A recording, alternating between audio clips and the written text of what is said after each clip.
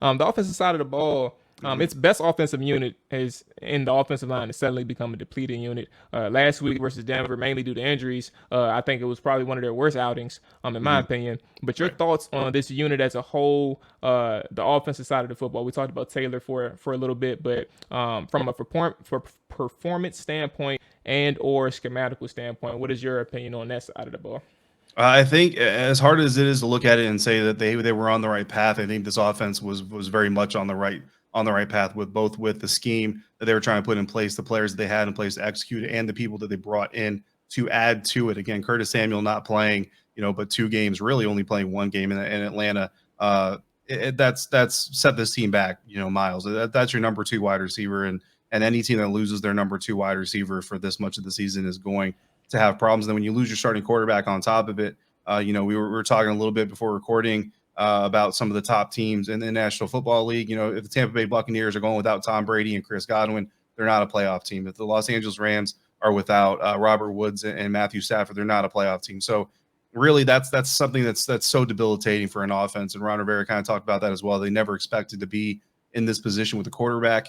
Losing Ryan Fitzpatrick before the end of the first quarter in the first game of the first week, and I promise you, a lot of people are kind of questioning and saying, what did they see in Curtis Samuel? Why did they even bring him in here? Nobody thought that Curtis Samuel was going to be going through the things that he's going through right now with that groin injury when they brought him in here, or else they wouldn't have brought him in. It's more than about loyalty. It's about availability. And Curtis Samuel is using an active roster spot, and they don't want to put him back on IR because they've already brought him off once. So if you put him back on, he's gone for the season. They want to try to keep that door open. And honestly, there's not a wide receiver walking the streets right now that's going to come into the team and provide you what Curtis Samuel potentially provides you, even if it's only for the last 3 games of the year. Again, this division is not lost.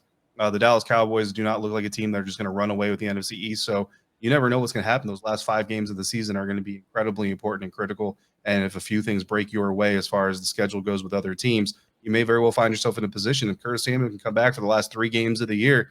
Those 3 games may be incredibly important, and you're going to be happy that you had him. But then you go back to the quarterback play and Taylor Heinicke, and he makes a lot of the right reads. He has made some very bad decisions, including the one in Atlanta that turned out to be a very good bad decision because Terry Yeah. McLaurin bailed him out. And that's going to happen from time to time. Every quarterback kind of goes through that. There's a play just this season I remember where Tom Brady definitely made a terrible decision, and his team bailed him out for it. And he was laying on the ground, and he just kind of smiled over the sideline, shook his head because he knew what he did was not something that he should ever do again. But it worked out for him. Ryan Fitzpatrick, a lot of Washington fans don't really know the Ryan Fitzpatrick brand of football and the way that he plays. I do, fortunately, because I was able to cover Tampa him Bay. when he was with Tampa Bay, exactly. And he got some important playing time during the year that Jameis Winston was suspended, and then later on in the season, due to poor play, eventually was also benched Let me ask you again. one thing about Mhm. Ryan too. Yeah. Your time in Tampa, covering Ryan Fitzpatrick. Uh, how close are these rumors? Excuse me. How close are these comparisons from Taylor Heinicke to Fitzpatrick? Now that we've seen more data and performances from Taylor Heinicke, how close were those comparisons in your opinion? Well, I think the thing that Ryan Fitzpatrick does a lot better than what Taylor Heinicke is doing right now is he's not nearly as inaccurate with the ball as far as throwing high to his receivers or throwing too low and overcorrecting that problem. And he's also not late on passes nearly as much as someone like Taylor Heinicke is. And some of that is lack of confidence.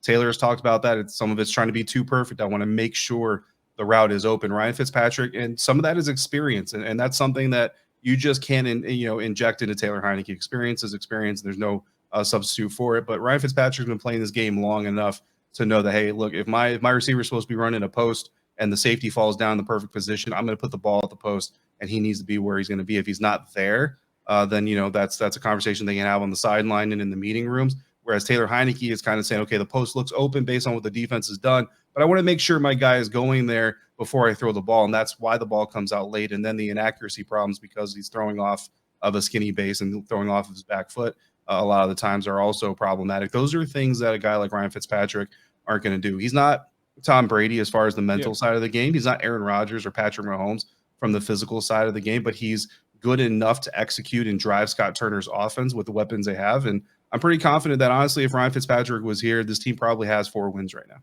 What's going on, y'all? This is Jamal, and this is just your reminder that you can catch each and every live stream episode of the Trap or Die podcast Tuesday through Thursday at 7 p.m. Eastern live on my Twitch channel. The link is in the description. And if you miss any episodes, you can catch the video on demand on my Twitch channel that takes you to each and every episode that you may have missed.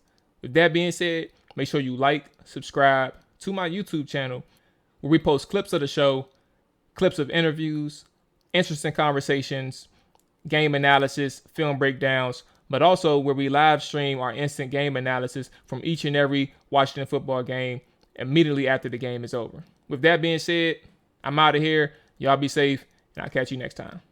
Whole hard in the trenches, ask a nigga what he benching, triple digits, nigga, don't forget to mention. Whole hard in the trenches, ask a nigga.